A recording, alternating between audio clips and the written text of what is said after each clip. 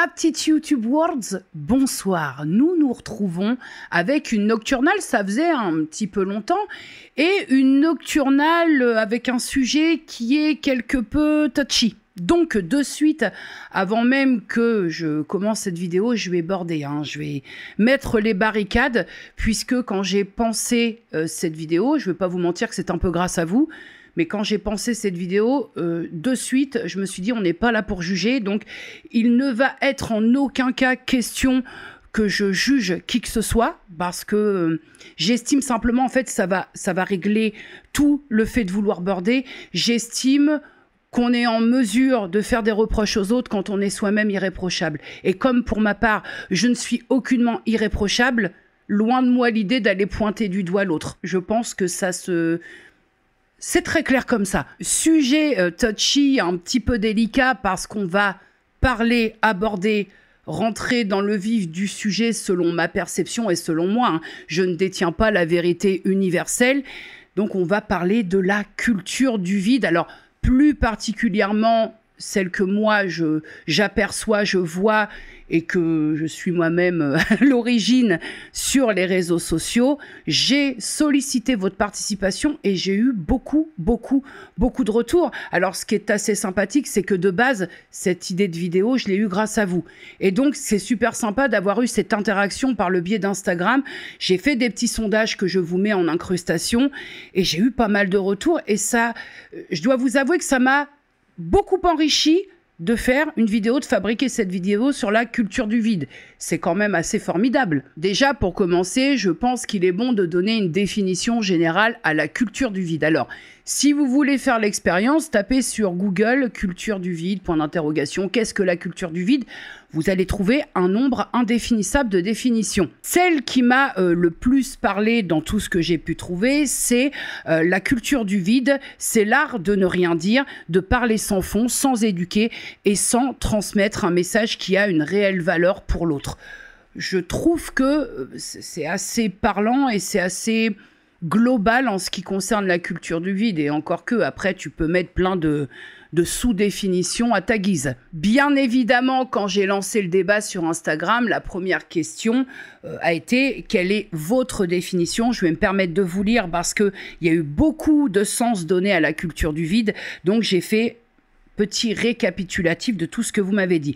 Vos définitions, c'est ne pas être curieux, la course au buzz, dire partager des choses qui, en apparence, n'ont aucun intérêt, la télé-réalité, ne rien apprendre ni transmettre, la bêtise à l'état pur, l'ignorance, la déconnexion avec la vie, cultiver la banalité sans apport cérébral pour autrui, nourrir l'inutile, cultiver le néant, croire tout ce qui se dit sans en vérifier la véracité, cultiver le rien, faire le ventilo, passer du temps sur les écrans et en ressortir sans connaissance ni réconfort, un passe-temps, l'envie de rien, se divertir, de la bêtise, alimenter l'ignorance en mode asservissement, parler d'un sujet sans intérêt particulier ni engagement, glorification du rien, mettre en avant sans talent, l'art de ne s'intéresser à rien, ce qui a trait au divertissement sans but de réflexion. Voilà, globalement, ce qu'il est ressorti un peu de ce que vous pensez, vous, de la culture du vide et surtout, quelle est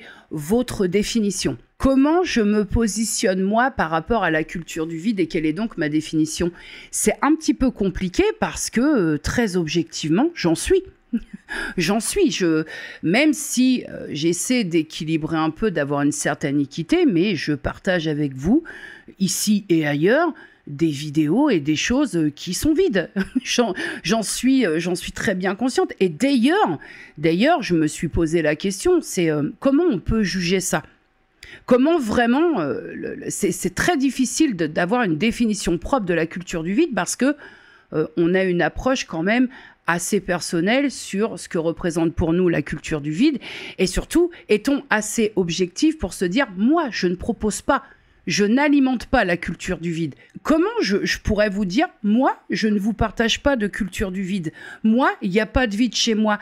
C'est quel genre de... Qui serais-je pour dire ça, sachant pertinemment que oui, je vous propose du vlog, je vous propose quelques hauls de temps en temps, je vous propose du Shein, je vous propose de temps en temps de l'action. c'est du vide. Sur quelle prétention, à titre personnel, je pourrais me baser pour vous dire, affirmer que je vous transmets quelque chose? C'est-à-dire qu'il faut avoir confiance en soi quand même pour aller là-dedans, pour être sûr de sûr que toi, t'en es pas, que toi, tu n'alimentes pas, ou que toi, t'amènes pas quelque chose à la culture du vide. Est-ce que partager des pensées, des idées, des moments comme ça dans sa vie, des moments de joie, des moments de moins bien, est-ce que c'est transmettre quelque chose? C'est du partage, certes, mais est-ce qu'il y a vraiment une... Ça vous apporte un truc en plus à l'issue d'avoir regardé une vidéo, par exemple, l'un de mes vlogs? Est-ce que ça apporte véritablement quelque chose? Je trouve ça même... Voilà, je trouve ça hyper prétentieux de s'imaginer que ça peut apporter quelque chose quand, on va dire, 90% de tes vidéos ne sont pas à visée informative ou éducative. On va passer à la première question de tous les petits sondages que je vous ai mis sur Instagram.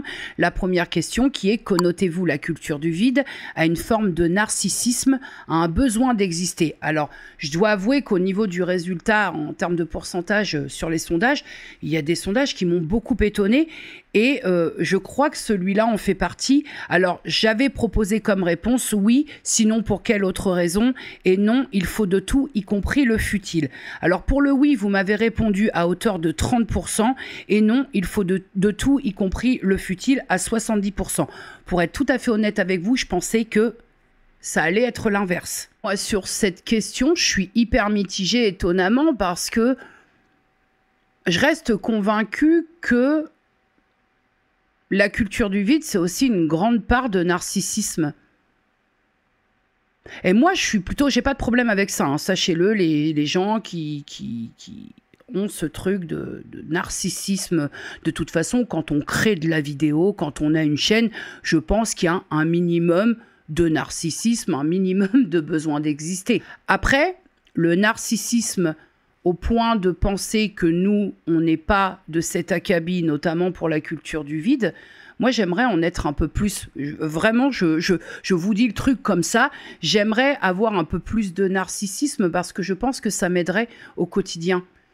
J'imagine que ça doit être très confortable de s'imaginer comme ça, sans faille. De s'imaginer que tout ce qui est pourri, nous, on n'en est pas. Je pense vraiment que ça doit apporter un vrai confort, en tout cas pour...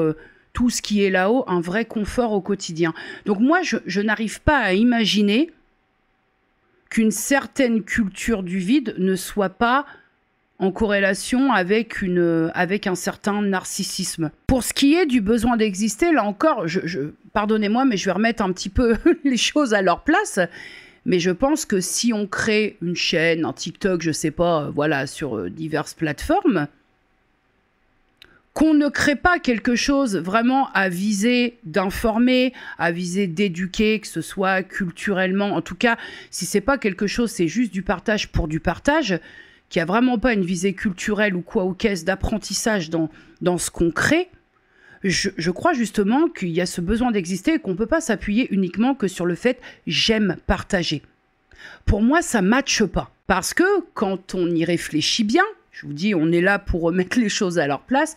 C'est quand même super étrange de partager comme ça des morceaux, des bribes de vie, notamment dans les vlogs, où il ne se passe pas grand-chose. Alors bien entendu, il va y avoir les pensées, parfois des trucs où on fouille un petit peu, mais c'est quand même super étrange d'imaginer que ça peut emballer l'assemblée. Il y a plusieurs moments comme ça où je me dis... arrête, tu t'es cru pour Beyoncé ou comment ça se passe? Tu vois, comment tu peux... C'est étrange ce phénomène-là que des morceaux, des fragments de vie qui sont inintéressants au possible, et je vous dis ça parce que là, soyons d'accord, je parle pour moi. Il y a des moments, c'est moi qui monte mes vlogs et je me dis, oh là là, ou tu te remets carrément en question parce que tu te dis, mais ça va intéresser qui l'histoire en fait? Cesse un petit peu tes histoires. Cesse un peu tout ça, c'est bon, stop. C'est quand même fou, quand t'es pas Beyoncé, de te projeter dans ce truc-là. Non, mais sérieusement, prenez 3 secondes pour y réfléchir et vous comprendrez un peu ma position. Et puis, d'un autre côté, effectivement, je suis très partisane du « et pourquoi pas ?» Après tout, tu peux... comment je vais te formuler ça? Je pense que tu peux avoir une vie Je veux dire dans le côté palpitant. Tu peux avoir une vie aussi creuse et vide qu'un vase funéraire, mais est-ce que ça fait de toi un être stupide qui n'a rien à dire et rien à partager? Bah ça, voyez-vous, je suis un petit peu moins sûre. Est-ce que je prêche pour ma paroisse? Évidemment, évidemment. Pour la deuxième question de ces petits sondages, quand j'ai vu les réponses, je me suis dit « Ah ouais, je me sens beaucoup moins seule d'un seul coup ». La question, c'était selon vous, sommes-nous tous concernés par la culture du vide? Montrer ses achats, s'exprimer pour s'exprimer sans vrai message, partager des photos d'arbres, de manucure, son film préféré, sa musique du moment, etc. À hauteur de 72%, vous avez répondu « Évidemment que je me sens concernée ». Ah bah, venez, on monte un groupe.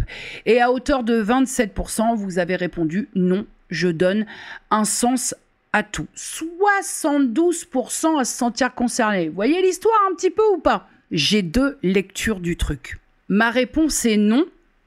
Sommes-nous tous concernés? Non. Bien que je ne sois moi-même pas concernée, mais je m'explique. Au niveau de la culture du vide, à titre perso, je me sens concernée grave, plus. J'ai le pack premium avec toutes les options.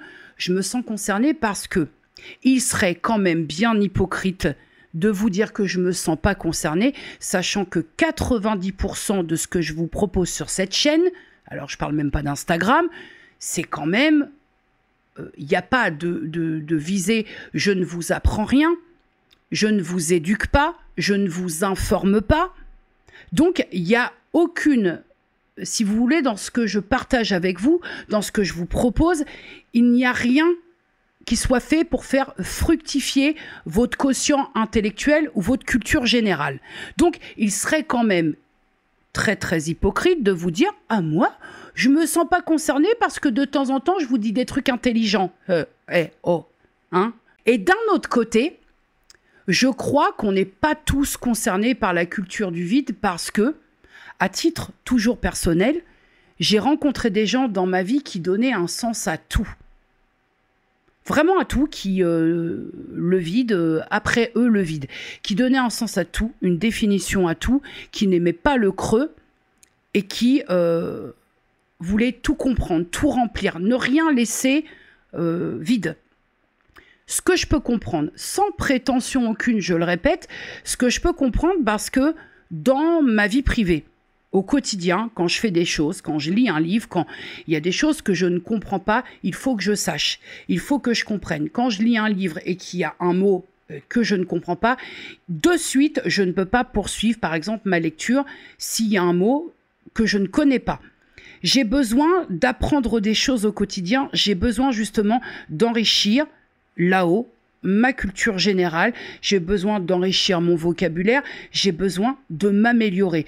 J'ai ce besoin de me dire que le soir, je vais me coucher et qu'il y a eu quelques améliorations. J'ai besoin de cette amélioration assez constante, même si elle est minime sur une journée. J'aime que ce que je ne comprends pas soit acquis au bout d'un certain moment. Je ne te parle pas dans la journée parce qu'il y a des choses qui sont un peu plus difficiles à choper. J'ai ce besoin de clarté, en tout cas. Ça, c'est une certitude. J'ai ce besoin de clarté et ça passe souvent par le fait de comprendre les choses. Donc, je peux saisir qu'on ne soit pas concerné par la culture du vide parce que dans ma vie au quotidien, j'ai ce besoin de comprendre, de choper, de capter, de me dire ça maintenant je le sais. Et ça laisse très peu de place au vide, évidemment. Et puis, pour terminer sur cette question, est-ce que partager la photo d'un paysage qu'on a trouvé joli, sur lequel on a eu une émotion, est-ce que c'est vraiment ça, la culture du vide? Bah, voyez-vous, moi, je ne suis pas sûre. Parce que moi, quand je vois des photos de beaux endroits, de contrées où je n'irai jamais, bah, je suis très contente que la personne, elle ait pris le truc de partager ça avec moi parce que bah, j'ai vu ça. Peut-être que j'aurais pas eu l'opportunité de le voir. Donc, tu vois, ça c'est pareil, c'est toujours une perception, c'est pas évident. Alors attention mes petits cadets, pour la question suivante, là je suis partie très loin, hein, très loin là-haut. La culture du vide, c'est aussi la culture du rien. Pensez-vous que le rien soit aussi nécessaire que le plein? En quelque sorte, un équilibre. Vous avez répondu à hauteur de 85%. Oui, le vide prend aussi sa place. Et vous avez répondu à hauteur de 15%. Non, le vide m'angoisse, c'est inutile et abêtissant. Voilà, une fois de plus, on va dire que les réponses à cette question m'ont laissé sur le FNU. Je dois admettre que je ne m'attendais pas du tout à cet écart assez béant sur ce sondage. Et enfin, de toutes ces questions que je vous ai posées sur Instagram, j'ai laissé un encart libre expression. Et c'est là, c'est sur cet encart-là où on a le plus échangé, parce que j'ai eu des retours vraiment fantastiques au niveau de cette question. Certaines, parce que j'ai échangé essentiellement avec des femmes, certaines d'entre vous m'ont dit, mais pour moi, ces moments-là de ce que tout le monde entend par la culture du vide, c'est des moments qui sont nécessaires. Et je vais prendre l'expression de l'une d'entre vous qui m'a dit, avec mon quotidien, moi, ces moments de légèreté, de futilité, où le commun des mortels se demande, mais pourquoi tu regardes ça? Elle, ça lui permet de vider ce qu'elle appelle sa cuve à pourri. C'est quand même pas rien. C'est un exutoire, quelque part, c'est libérateur, donc c'est quand même pas rien. D'autres et plusieurs d'entre vous m'ont fait aussi le rapprochement entre le fait de, pour elles, il n'y a aucun problème à consommer ce type de contenu qui soit vide, qui ne soit pas porteur de messages, à partir du moment où ce truc-là est contrôlé et qu'il n'y ait pas que ça. Je suis assez d'accord avec ça. Et d'un autre côté, moi, je vais prendre ma casquette de personne qui propose du contenu. Je pense aussi qu'il y a une petite nuance à faire. Il y a même une grosse nuance à faire, c'est-à-dire que je crois que ce que l'on fait sur les réseaux sociaux n'est pas ce que l'on est. Alors peut-être, c'est applicable à certaines personnes, mais moi je ne suis personne pour montrer du doigt qui que ce soit, mais je pense que on peut très bien, sans se dénaturer, on peut très bien proposer des choses dans son environnement virtuel et avoir d'autres prétentions et d'autres envies dans son environnement personnel. Je m'intéresse à beaucoup de choses dans mon privé pour m'enrichir, pour apprendre, pour, comme je vous disais, toujours cette nécessité de, allez, on va appeler un chat, de me coucher un peu moins con, comme on dit dans le jargon. Mais il y a des sujets qui m'intéressent dans ma vie privée qui ne seront jamais débattus sur YouTube. Ou alors si peu. Ou alors si peu. Parce que toujours et encore, on va ressasser la même rengaine, mais on est obligé de se mettre des freins sur YouTube. Parler de liberté d'expression sur YouTube, oui, à 70%, dans ma perception des choses. Et je vais prendre un exemple, sans quand même citer son nom, même si j'ai son accord, d'une personne avec qui j'ai échangé, qui est infirmière en psychiatrie. Je précise que j'ai son accord, et qui me disait très clairement, moi j'ai besoin, quand je rentre, quand je me mets sur les réseaux sociaux, que tout est fait et que j'ai mon moment à moi, j'ai besoin de faire le vide par le vide. Ce que je peux comprendre. Qui serait en mesure de juger ça? Et surtout de ne pas comprendre ça, au-delà du fait de juger. Me concernant, et je vais donner du grain à moudre aux amateurs de café, comme on dit, moi j'ai besoin de ce vide-là, j'ai besoin de légèreté. Je m'éclate sur les réseaux en regardant des trucs qui n'ont parfois pas de sens. Et j'en ai besoin. J'ai besoin de cet équilibre. Alors, quand je vous dis équilibre, ça rejoint ce qu'on disait tout à l'heure. J'ai besoin de regarder du contenu qui soit totalement inutile, mais j'ai aussi besoin de regarder du contenu qui m'apporte quelque chose.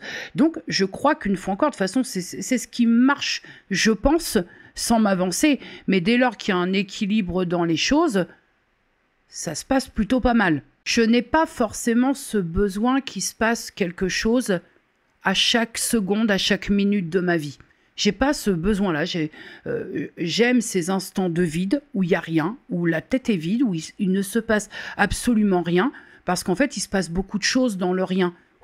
Tu recharges, il se passe beaucoup de choses. Donc, si vous voulez, comme moi, j'apprécie ces instants de vide et que, par ailleurs, comme dit précédemment, j'en propose aussi, je n'attends pas des autres qu'ils viennent me combler mon vide absolu à moi.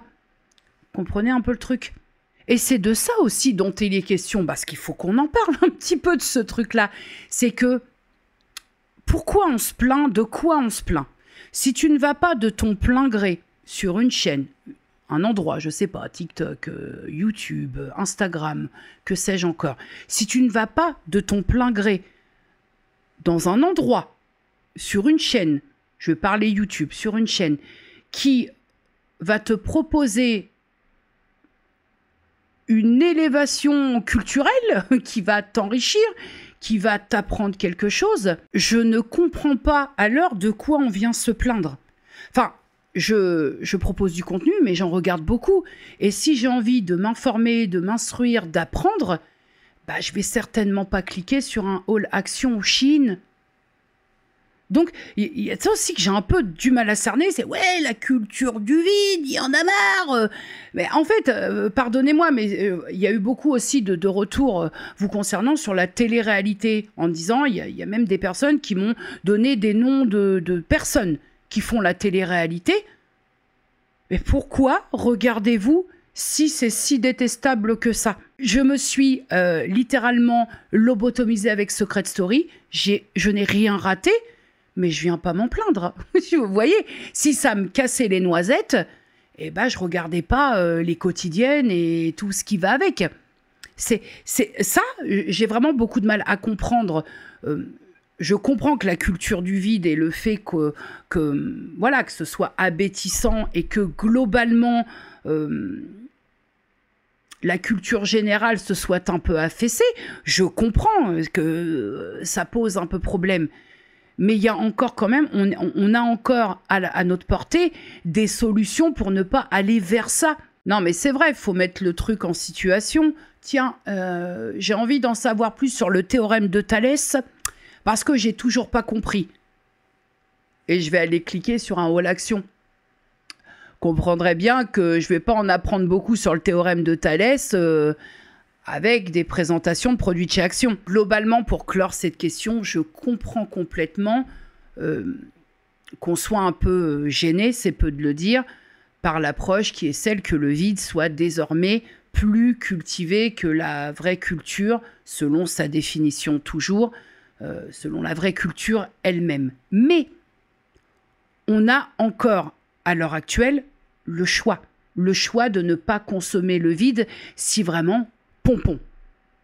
Donc, et on y vient avec la prochaine question du sondage. J'ai trouvé aussi ces réponses, de toute façon, la préparation de cette vidéo a été vraiment très enrichissante pour moi. La culture du vide, à qui la faute? À celui qui l'a créée en est à l'origine, ou du moins qui y participe, ou à celui qui l'alimente, le partage, le like. Donc, est-ce la faute de l'influenceur ou la faute de l'abonné, du follower? Donc, à hauteur de 5%, vous avez répondu le créateur, l'influenceur. À hauteur de 11%, les abonnés, followers. Et à hauteur de 84%, les deux, un travail d'équipe, tout ça. Bah, clairement. Alors là, je ne peux n'être que d'accord avec vous. Vraiment, je sais pas, c'est très français. D'accord. En tout cas, je suis complètement d'accord avec vous. Ah bah là, j'ai presque envie de parler de la loi de l'offre et de la demande. Disons que si on essaie un peu de se projeter, enfin de repartir un peu en arrière, je suppose qu'à un moment donné, dans le continuum espace-temps, il y a eu un premier contenu proposé aussi creux qu'un bambou, qui a eu de la réponse à ce contenu aussi creux qu'un bambou, que ça a fonctionné, ça a marché, l'offre était créée et la demande s'en est suivie. Voilà. Est-ce que aussi c'est peut-être parce qu'on se fait chier, qu'on consomme du contenu sans vraiment trop se rendre compte de ce qu'on consomme? Peut-être aussi. Mais vous savez, la culture du vide, en tout cas, moi je vais parler YouTube parce que 12 ans bientôt de YouTube, c'est-à-dire qu'on commence quand même à faire partie des fondations. Moi, je suis née sur YouTube à la grande époque des What's in my bag.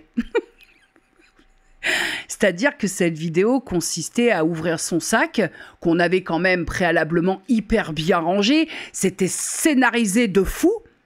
Mais j'ai quand même, moi, les premières vidéos que j'ai regardées, je crois que c'était ça, les What's in my bag. Qu'est-ce qu'il y a dans mon sac? Suspense. Les meufs, elles avaient des sacs. Mon poteau, t'étais pas prêt. Toi, tu te disais, mais j'ai vidé mon sac poubelle dans mon sac ou... bon, bah déjà, les What's in my bag, c'était quand même... On va pas se mentir, ça servait déjà pas à grand-chose.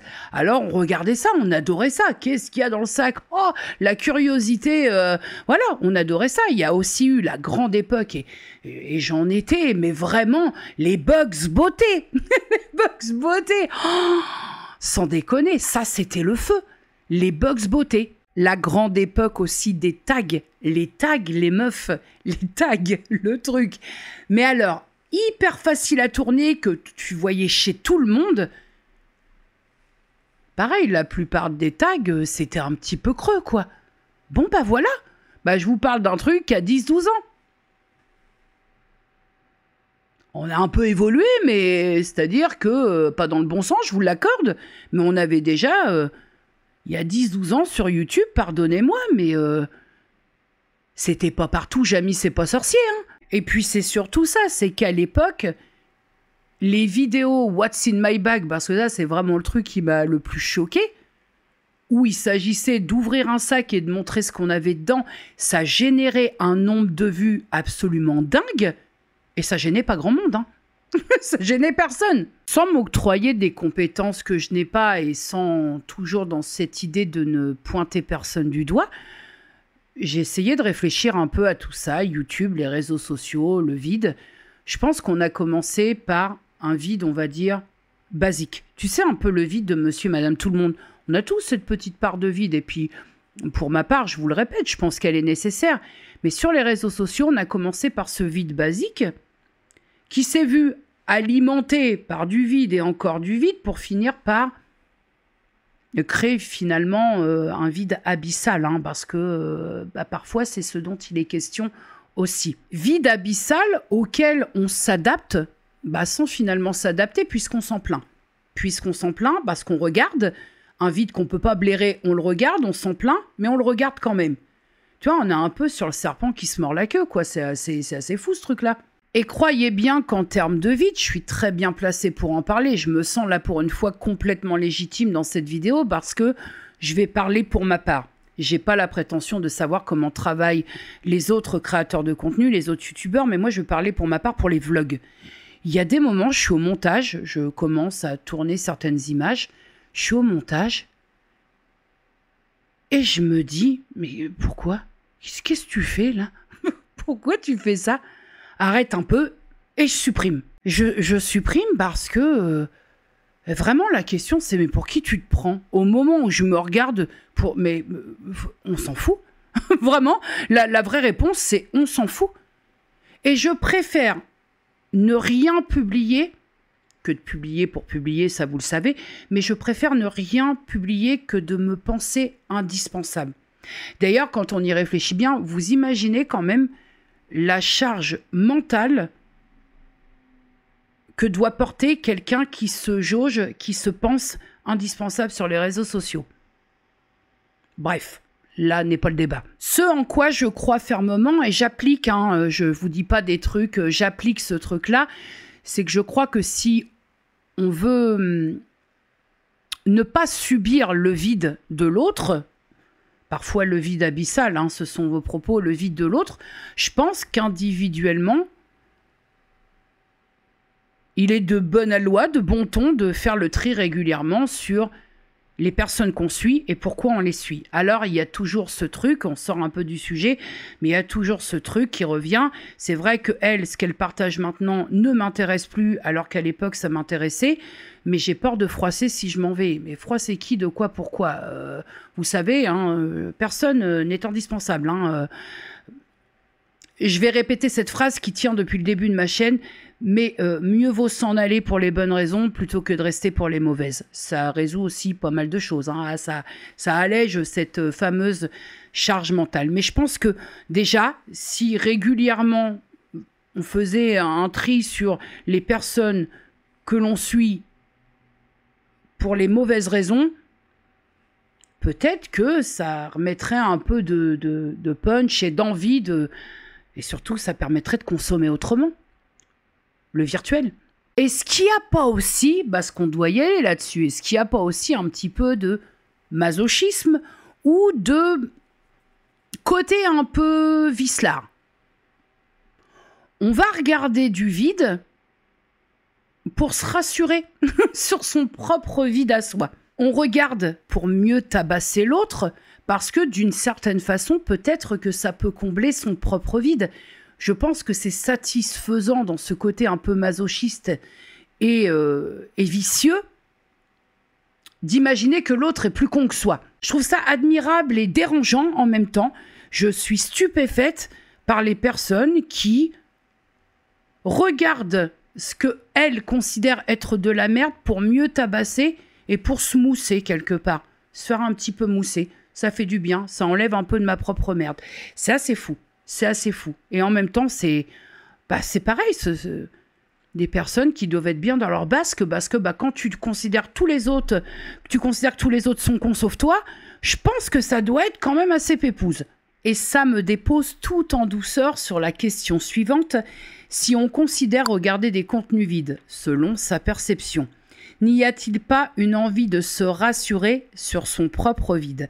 À hauteur de 30%, vous avez répondu oui, il y a plus vide que son propre vide ailleurs. À hauteur de 33%, vous avez répondu non, je fais avec le vide, mais je vais bien, merci.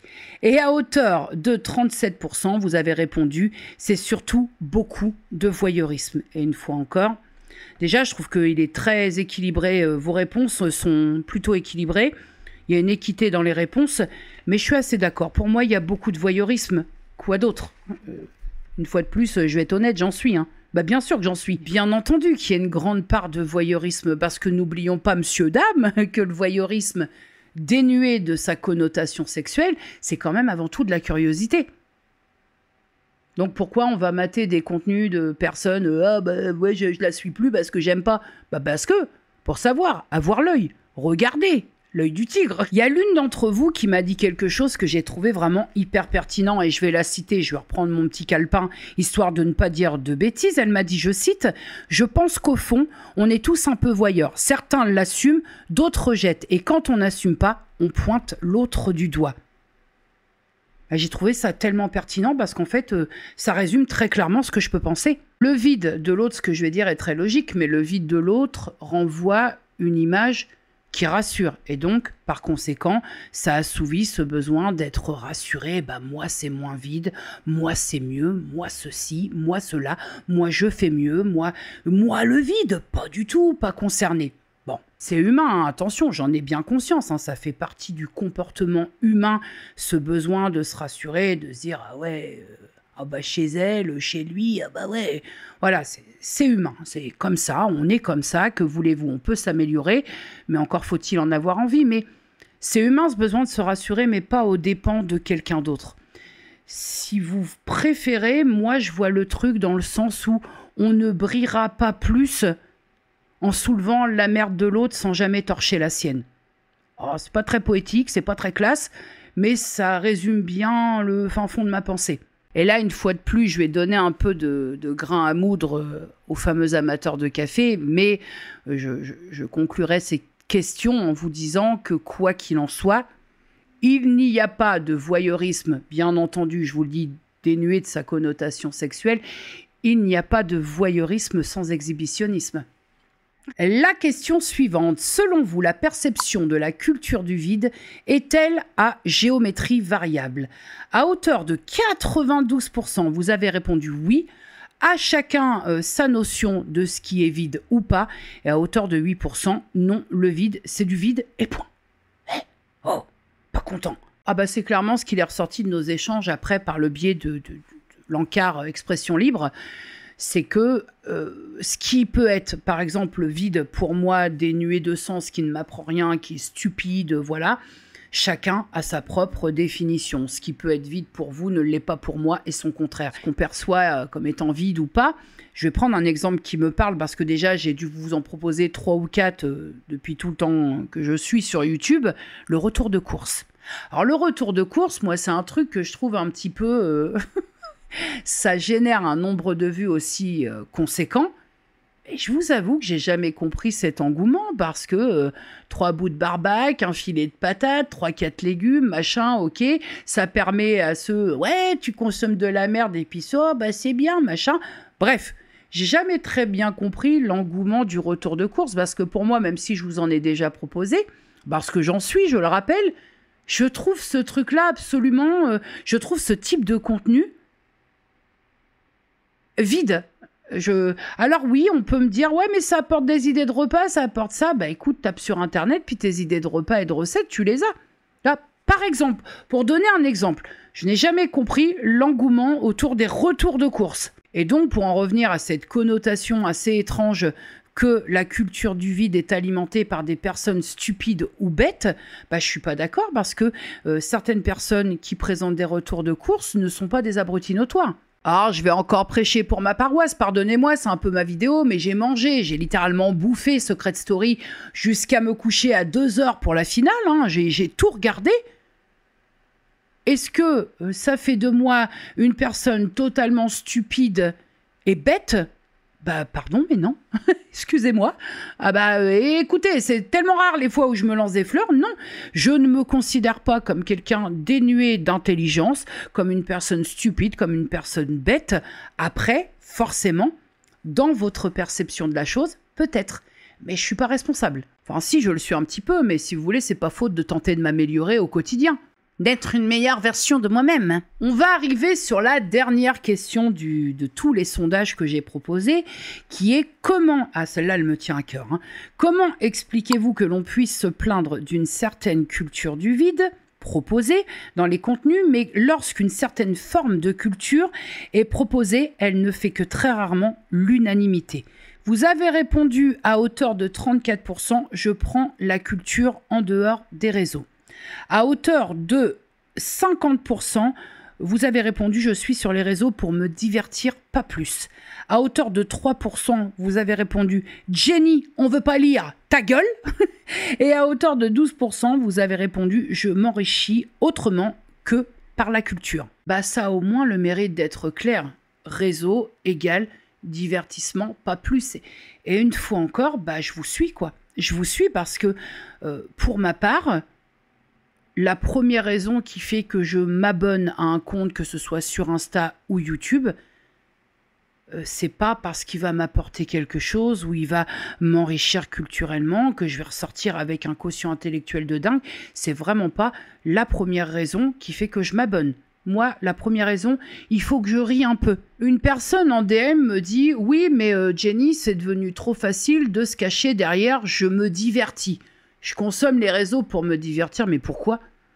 Mais on ne se cache pas derrière ça. Enfin, moi, je vais sur YouTube quand j'ai envie, essentiellement pour me divertir. Il n'y a pas à se cacher derrière ça. C'est pas une excuse. Comprenez la nuance ? Je vais... Enfin, pardon, mais déjà, j'estime que j'ai pas... même si des personnes qui tombent sur ma chaîne me définissent comme bête, crétine, abrutie, bah grand bien leur face en fait, mais j'ai pas à prouver à qui, à quoi ou qu'est-ce de quoi que ce soit. Si je veux consommer du contenu vide et creux et uniquement à visée divertissante, pardon, mais c'est que moi que ça regarde. Je consomme essentiellement du divertissement sur toutes les plateformes que j'ai. Et je ne me cache derrière rien du tout. Pourquoi ? Parce que j'ai rien à prouver à quiconque. Je fais bien ce que je veux. Revenons-en à la question elle-même, que quand on se plaint, on vient sur YouTube, on consomme 2, 3, 4 heures de vide, on en ressort, on n'a rien appris de particulier, donc on va se plaindre, ouais, la culture du vide prend toute la place, ce que je comprends parfaitement. Je le répète, je le comprends parfaitement. Maintenant, quand on essaie de sortir un peu de ce qui peut... être représentatif du vide pour vous, qu'on va proposer de la lecture. J'ai très envie, vraiment, je vais y aller là-dessus. Quand on vous propose de la lecture, et une fois encore, sachez que j'entends que la lecture, ce soit pas la tasse de thé de tout le monde. Je comprends qu'on n'aime pas lire, je comprends que les livres, ça nous passe bien au-dessus du cigare, mais il n'en reste pas moins que dans les faits, si on parle de factuel, quand on n'est pas une chaîne comme ça, voilà, qu'on n'est pas booktuber, qu'on n'a pas commencé sa chaîne... qui soit dans une visée justement à apporter un petit plus, les lectures, je sais pas, voyager ou quoi qu'est-ce, et bah très rarement ça prend. Donc ça décourage un petit peu. Si tu veux, mon sentiment, c'est que quand tu essaies de sortir un peu du futile, du léger, et on en a besoin, une fois encore, c'est pas facile de parler de culture du vide parce que c'est tellement personnel le truc, la perception, que c'est pas facile de débattre là-dessus, mais Une fois encore, quand tu essayes de t'extirper un peu de ça et que tu vas proposer une certaine forme de culture, ça prend pas. Alors toi, tu es là en train de te dire, mais attends, il y a des choses que je cerne pas. On se plaint à qui voudra bien l'entendre qu'il y en a marre de la culture du vide, ça sert à rien. Mais quand tu proposes, ça ne fonctionne pas. Tu vas prendre une chronique lecture qui prend du temps à tourner parce qu'il faut regarder ses petites notes, il y a des livres que tu as lus. Enfin bref, ça prend du temps. Ça prend du temps. Une chronique lecture, surtout que moi je faisais des 8-10 livres, donc ça prend du temps. Tu vas faire... Alors, c'est toujours ça de prix, c'est des gens qui aiment, ceux qui viennent regarder cette vidéo, c'est des gens qui aiment tes retours lecture, mais dans le fait de proposer, ça peut décourager parce qu'une fois de plus, c'est un comportement humain. Tu vas avoir à côté en même temps un haul action ou un haul Chine qui sort, alors toi, tu es là en train de te dire, et sans jalousie, parce que je fais moi aussi, si je veux faire un haul action, j'en fais un, je vais chez Action, je claque 50 balles et je vous claque un haul action. C'est pas le problème. N'y voyez pas de jalousie ou quoi qu'est-ce, parce que, alors là, je vais vous dire, on est très loin du compte. Mais c'est juste que ça pose la réflexion de dire, ouais, non, en fait, parce que quand tu proposes quelque chose qui soit un peu plus... Voilà, une certaine forme de culture, ça ne marche pas. Donc, n'en reste pas moins que pour prendre plaisir à partager quelque chose, il faut que le plaisir soit partagé. Sinon, c'est un peu de l'égoïsme. Alors oui, en tant que créateur, on est un peu égoïste parce que souvent, on choisit de faire des choses qui nous plaisent. Mais il n'en reste pas moins que les retours sont aussi importants. Et que quand vous prenez plaisir à regarder une vidéo et que vous nous en faites part, on est content, le plaisir est partagé. Tu vois, je crois que la mécanique, c'est un peu ça aussi. Alors, j'essaie de réfléchir au truc en prenant un peu de recul. On est là, on bouffe du contenu jusqu'à l'asphyxie, on avale, on prend du contenu, on a tellement de choix on prend. On ressort, on n'est pas content. Ouais, pour faire ça, autant rien faire, ça c'est du vlog, ça c'est ci, bref, on n'est pas content. Bon, puis on n'est pas content, puis on le fait savoir haut et fort, parce que tout le monde aujourd'hui peut s'exprimer haut et fort sur plein de choses. On n'est pas content, ça va pas, ça c'est pas bien, la culture du vide, tatati tatata. Ok. On va jusqu'à dire tous ces guignols monétisés qui monétisent, patati patata. Une fois encore, j'ai réfléchi un petit peu à la question, mais ces gens que vous qualifiez de guignols monétisant leurs vidéos, machin, argent facile, bon. Est-ce qu'il est nécessaire de rappeler que concernant le théâtre de Guignol, le théâtre de Guignol, il a besoin de spectateurs pour ses représentations. Si le théâtre de Guignol, il a personne lors de ses représentations, il referme le rideau. Comprenez pourquoi tout à l'heure je vous disais que régulièrement peut-être se poser les bonnes questions, pourquoi je suis ces personnes, est-ce que ça me convient, faire un peu le tri de ces abonnements de temps en temps. C'est pour ça. Offre, demande. S'il y a moins de demandes, je pense que l'offre se minimise aussi. J'ai eu un autre échange aussi avec une personne concernant ces contenus-là qualifiés de vides, qui me disait... Moi, je préfère regarder ce type de contenu parce que, en fait, j'en ai marre de l'extraordinaire. C'est vraiment ses propos. J'en ai marre de l'extraordinaire. Alors, je lui ai dit, qu'est-ce que tu entends par l'extraordinaire? Moi, je consomme beaucoup de ce qu'elle qualifie d'extraordinaire. Je m'explique après. Les maisons parfaites, les maisons Ikea. Elle m'a dit les maisons Ikea, les vies parfaites où rien ne dépasse. Elle me dit, je n'en peux plus de ces trucs-là, de rien ne dépasse, tout va bien, il n'y a jamais un os du fenu qui prend pas le sel, bon ça c'est mon expression, mais en gros, elle me dit j'ai besoin de regarder des choses auxquelles je peux, des contenus auxquels je peux m'identifier et retrouver un peu cette authenticité que de partager comme ça du truc qu'on ne pourra jamais toucher du doigt. Peut-être, ce à quoi je lui ai répondu, tu sais, l'authenticité c'est pareil que tout le reste, elle est dans l'œil de l'autre, parce que un créateur de contenu pourra vous sembler hyper authentique et si ça se trouve, il est hyper hypocrite. Et une fois de plus, on a cette connotation un peu étrange de ce qui est parfait est forcément fake. je serais en mesure de vous dire que moi, j'ai côtoyé aussi, fut un temps, des personnes, enfin en l'occurrence une, qui avait ce que moi je vois sur les réseaux de temps en temps, une vie parfaite, où effectivement rien ne dépasse, le ménage est fait à donf, rien ne dépasse jamais, ça existe. Hein. Des personnes qui ne laissent pas de place à l'imperfection, au bancal, ça existe. Hein. Et là où moi j'ai un peu de mal, c'est sur le rapport à la culture du vide. Une personne qui te partage ce que celle avec qui j'ai échangé m'a parlé de vie extraordinaire, est-ce qu'elle véhicule, est-ce qu'elle cultive plus le vide que quelqu'un comme moi qui va te partager une vie? Bon, hein? Est-ce que... je suis pas sûre, hein. Je suis pas sûre. En tout cas, pour ma part, je n'ai pas cette prétention. Moi, dans les contenus de vie extraordinaire que je regarde, parfois c'est vraiment extraordinaire, pardonnez-moi. Mais quand je vois les meufs, elles partent en voyage, elles m'en mettent plein le nez, c'est pas de la culture du vide, ça. Et je pense que quand on est une chaîne qui n'est pas chaîne dite de niche, et donc je vais prendre l'exemple des livres, quand t'es pas un booktuber et que t'as pas commencé ta chaîne en tant que booktuber, et que tu essayes de t'extirper un peu, je ne saurais pas, moi, définir ma chaîne. Beaucoup de youtubeurs te disent ma ligne conductrice, mon machin, ma ligne éditoriale, c'est ça. Moi, je ne sais pas. Je n'ai jamais mis de nom là-dessus. C'est pas aujourd'hui que ça va commencer. Mais quand tu es ce type de chaîne que moi je suis et que tu essayes de mettre des petites gouttes, même par le biais de petits retours de lecture, c'est une forme de culture. Ah là, c'est un autre débat. Là, c'est vraiment un autre sujet et ça se vaut pour tout. Hein. Les vlogs, je vais être très honnête et je ne le comprends pas. Les vlogs où je suis chez moi à vous raconter tout ce qui se passe là-dedans, vous regardez. Les vlogs où je sors, par exemple, quand je suis allée à l'Expo Titanic, vous n'en avez eu rien à carrer. Non, mais à un moment, faut remettre les choses à leur place. À titre personnel, et peut-être parce que je suis concernée, je ne le suis plus, vu que j'ai décidé d'arrêter les chroniques lecture sur ma chaîne, mais je trouve ça un peu triste.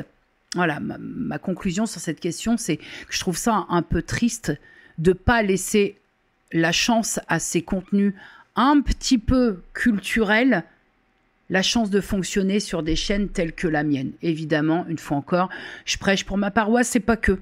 Pas que parce que quand je vois des chaînes un peu comme moi qui proposent de la lecture ou des choses un peu plus intéressantes pour sa culture personnelle, ça casse pas trois pattes à un canard. Je trouve ça dommage. Je trouve ça dommage et un peu triste.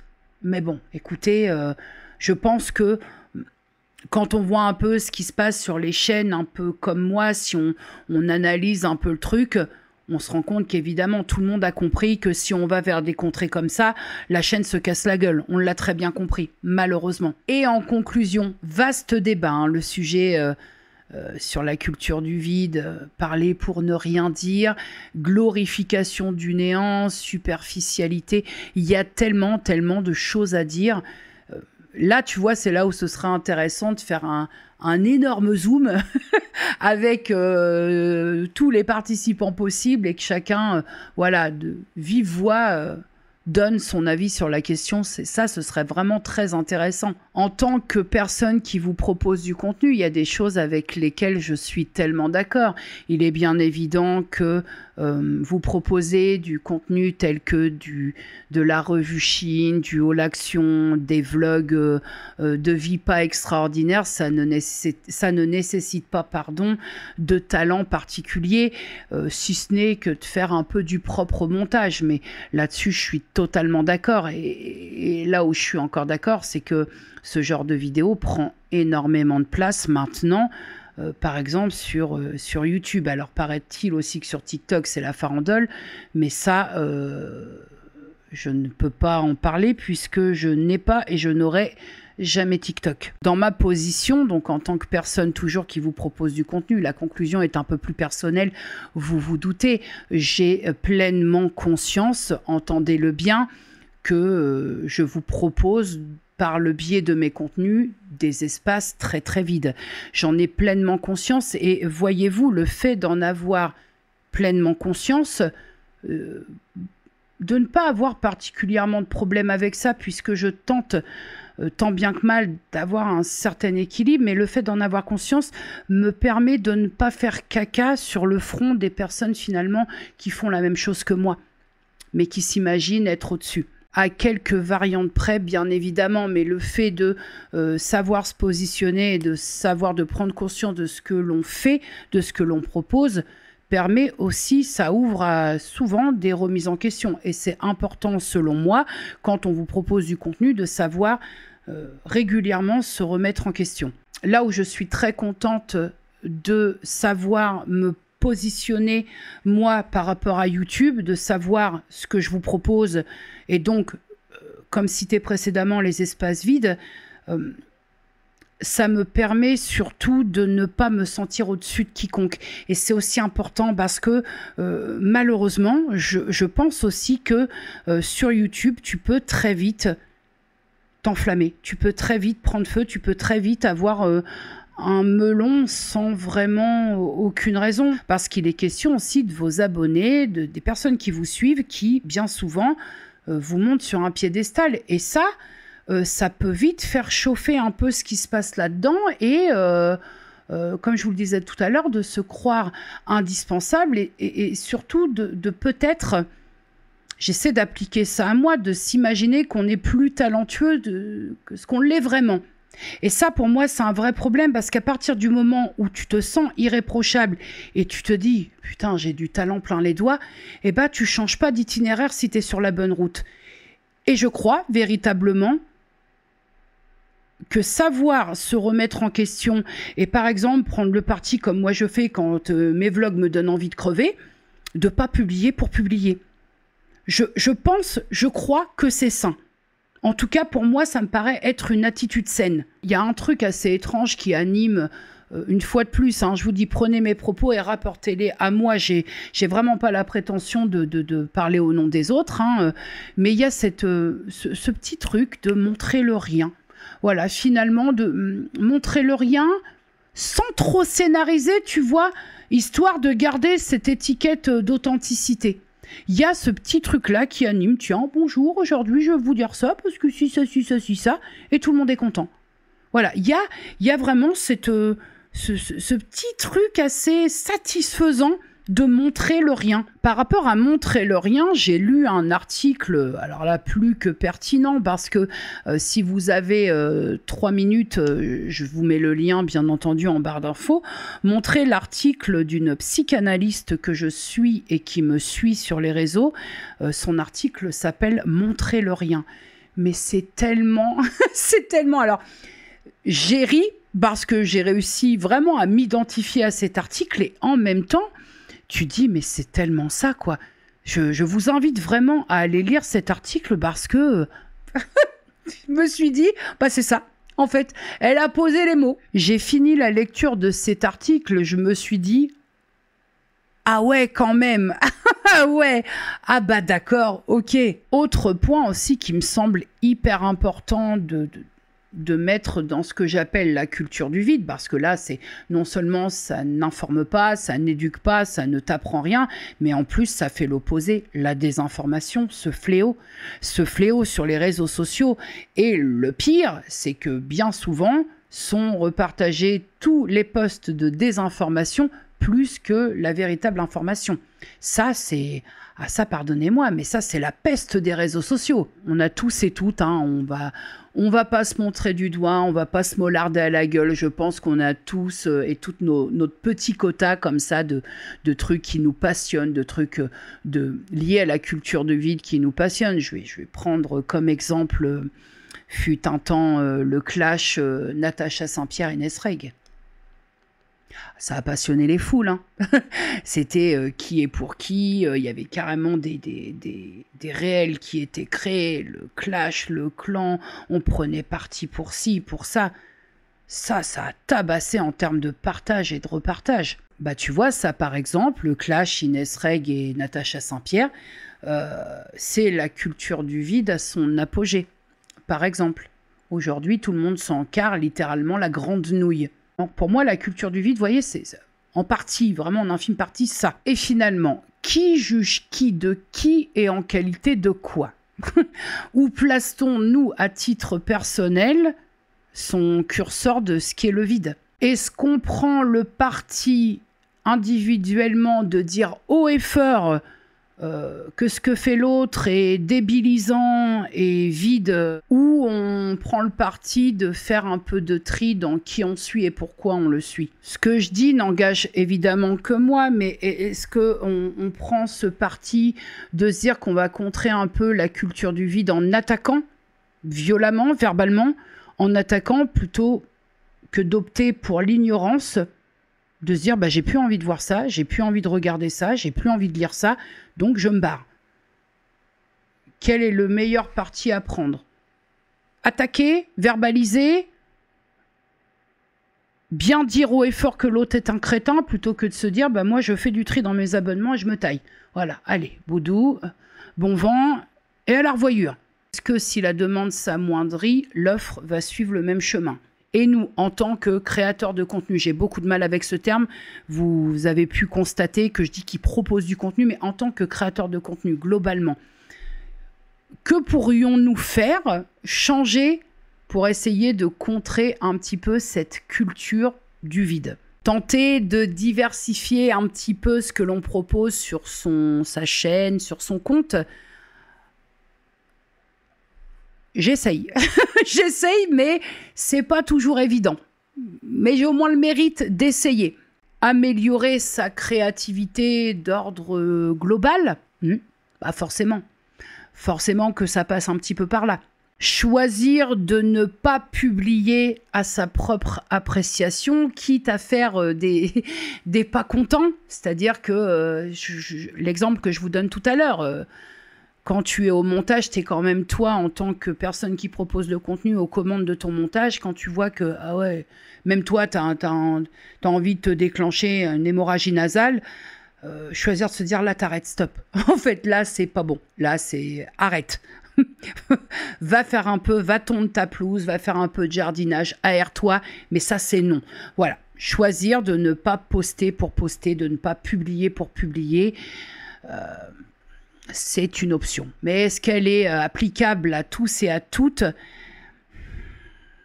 Écoutez, je ne suis pas dans la tête des gens. Hein. Je dirais, parce que je suis passée par là, fut un temps lointain, je dirais de faire très attention à ne pas rentrer dans certains engrenages faciles en termes de contenu.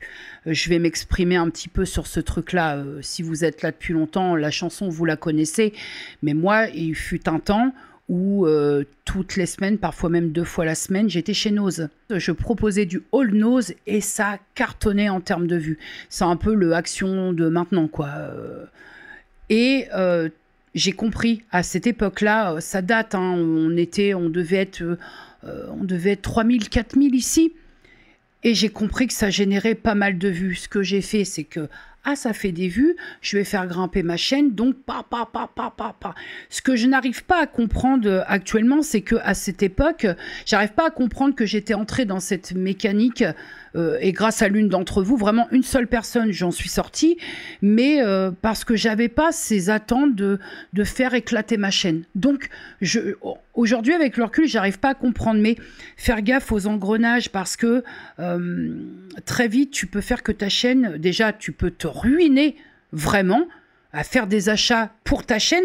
Donc en fait, ce ne sont que des allers-retours. Tu vas dépenser pour ta chaîne, tu vas récupérer par le biais de la monétisation, mais pour mieux redépenser. Ça n'a aucun intérêt au bout d'un moment, je trouve. Alors oui, tu vas grimper en abonnés, mais ces abonnés-là vont arriver que pour tes vidéos actions ou pour tes vidéos Chine. C'est compliqué après si tu essayes de proposer autre chose. Donc, je dirais peut-être faire attention à ces engrenages-là qui peuvent finalement aboutir sur quelque chose qui n'est pas terrible. Et mine de rien, ces contenus que j'appelle à visibilité ou dits faciles ou qui ramènent un peu d'oseille et des abonnés, c'est très facile de se faire attraper. C'est très très facile. Il y a l'une d'entre vous à l'époque qui était venue me trouver en me disant « Jenny, t'es all nose mollo quoi, ça y est, on a compris. Hein, eh ben écoute... merci. Merci parce que tu vois, le fait de se remettre en question, je me suis dit, ouais, non, effectivement, là, c'est abusé. C'est abusé. Donc, écoutez, du jour au lendemain, vacciné. Allez hop. Ah, évidemment, pour contrer un peu la culture du vide, se mettre peut-être un peu moins de censure. Eh ouais, mais encore faudrait-il nous donner un peu plus les moyens d'avoir une liberté de parole. Et liberté de parole, ça veut pas dire casser la gueule à tout le monde. Ça veut pas dire dire tout et n'importe quoi et se permettre tout et n'importe quoi. Il y a un savoir-vivre, il y a un savoir-être. Une liberté d'opinion n'engendre pas forcément de blesser l'autre, mais c'est vrai que, pareil, hein, toujours dans ma façon de voir les choses, je trouve que on a tendance à beaucoup se censurer sur nos pensées, sur des choses un peu plus profondes et moins vides, parce qu'on a peur de se faire tailler la gueule. Et je peux vous dire que là, très récemment, je parle en connaissance de cause. Si tu émets quelques opinions, les mécontents, alors là, tu les vois. Hein. Oh, là, tu les vois, hein. Même quand t'as pas les commentaires activés. Hein. Je m'en contrecarre parce que j'estime déjà que je me mets assez de censure et que le peu que je dis, pardon, mais je suis un petit peu chez moi. Mais c'est vrai que je pense que cette censure qu'on se met volontairement et presque malgré nous, quelque part, hein, ça ne contribue pas à aller vers des choses... voilà, si on pouvait aller vers des choses un peu plus profondes, des convictions ou quoi aux caisses, peut-être que ce serait un peu moins creux. Mais c'est pas simple. C'est pas simple. Alors, c'est pas le bout du monde, il y a pire dans une vie, entendons-nous bien. Mais c'est vrai que parfois, ça limite dans le partage. En tant que créateur de contenu, je vais finir sur une petite note d'humour. J'ai parlé de censure il y a 2 secondes. Je dirais aussi parfois prendre l'option de fermer sa gueule. C'est pas mal aussi. Oh, écoutez, on peut. Hein. On a le droit, ça y est, c'est fin de vidéo, on lâche la rampe. Non, mais il y a Gustave Parking qui disait parfois, mieux vaut se taire et passer pour un con que de l'ouvrir et de laisser aucun doute sur le sujet. Pour moi, ça c'est très vrai. Hein. Je vous le dis, c'est très très vrai. Voilà ma petite YouTube World. J'espère que vous aurez passé un agréable moment avec moi. Et j'ai essayé vraiment d'aller au plus juste et d'essayer d'aborder différents points. En tout cas, j'aime beaucoup tourner ce type de vidéo parce que, je vous le dis, ça demande une petite préparation, ce type de vidéo, et ça m'enrichit vraiment. Donc, c'est quand même assez sympathique de construire une vidéo sur la culture du vide. Alors, elle n'est pas complète, elle manque de choses, parce que j'ai pas la science infuse, mais c'est quand même sympathique de construire ce type de vidéo tout en s'enrichissant. Pour ma part, je vous remercie infiniment d'avoir contribué à cette vidéo parce que, mine de rien, les réflexions émanent quand même de votre point de vue aussi. Donc, c'est quelque chose qu'on construit ensemble et c'est vraiment très, très plaisant. Et puis, globalement, merci d'être là malgré mes espaces vides. Merci d'être là malgré ma culture du vide. En attendant, prenez soin de vous, prenez soin des gens que vous aimez, dites-leur que vous les aimez. Plein de bisous et à dimanche.